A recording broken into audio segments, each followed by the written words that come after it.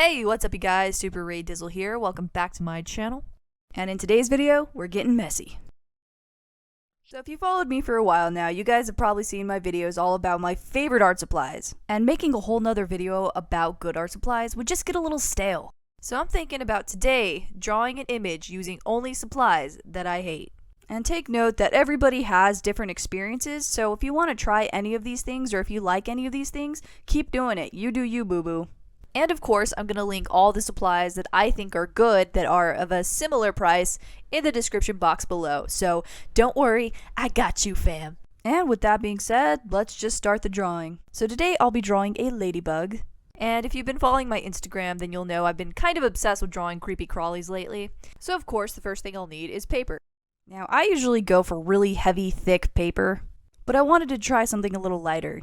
So I bought this Strathmore Sketch fine-tooth surface paper thinking like, oh yeah, this will be nice. But no, it is so slippery and it is so hard to do anything with this paper. I personally do not like using it. It drives me bonkers. Next, let's talk about the pencils that I am just not into. These pencils aren't a specific brand, but they're more or less a type. And these are the decorative pencils that you can get year-round at any dollar store. You know, the ones that come in like a 10-pack for $1 and the eraser doesn't work at all, necessarily just smears and rips the paper. Yeah, those ones. And don't get me wrong, I do understand that these are not designed for drawing, but still, at least the eraser could work. And like all products that I'm going to mention, there are others like this that are the same price that work better. So as you guys just saw, I tried to sharpen it for the very first time, and a piece of wood literally broke off of it.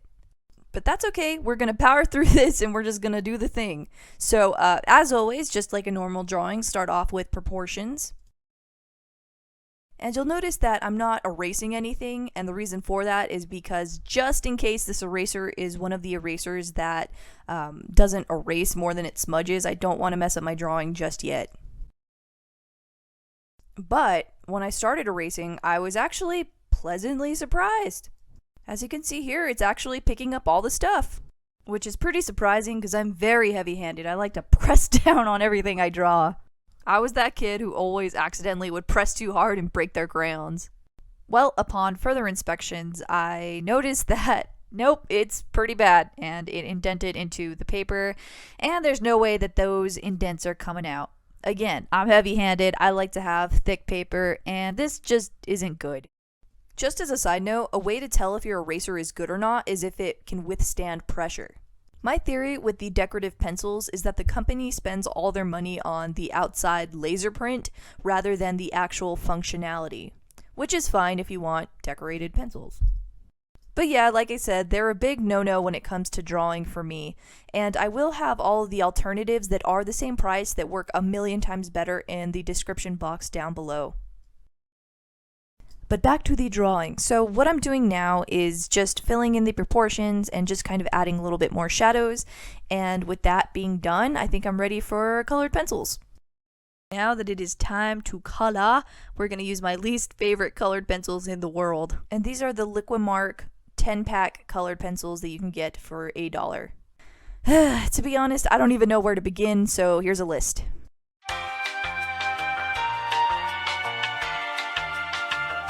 They're just not good for the price. You can get a 24-pack of Crayola for $1 more, and they are just infinitely better. In fact, now that school's going and they have all the back-to-school specials, I think you can get Crayola for the same price as this. And another weird thing is that it's only a 10-pack instead of a 12-pack, which is like the norm, and it's missing a white, which I found very surprising. So if you look closely, you can definitely see how streaky it is and how much lack of pigment there is.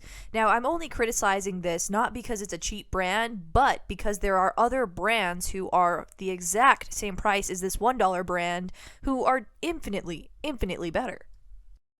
In fact, I kind of want to do a video just on this one brand alone because I've tried their crayons and I wasn't impressed with those either. Now, the reason I keep mentioning that there's no white colored pencil is because I like to use the white colored pencils to blend everything out and buff, but there's not one, so I can't do that. Regardless, even if there was a white colored pencil, these pencils are not waxy at all, so it's going to be very difficult to blend these bad boys out.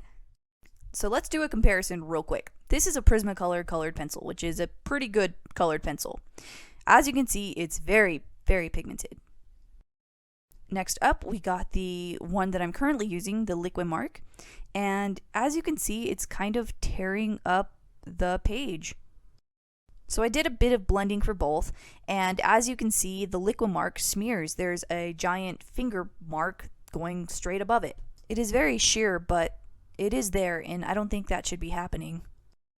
And I know you can't compare Prismacolor to anything else, so we're going to compare it to Crayola. And as you can see, the Crayola is doing really great. It's really pigmented, and oh yeah, it doesn't smear. So at this point in the drawing, it's time to work on the shading. There wasn't a dark red in the box, which is fine, you know, it's only 10 colors. But normally, I would work with a dark brown to achieve shading to give it a more natural look. But the brown was very yellow, and so I had to use black. And as you can see, the black wasn't too bad. It worked pretty okay for what I was trying to achieve. Now, one problem I did have, and this is with the colored pencils in general, was that they didn't blend hardly at all, so a lot of this is very streaky.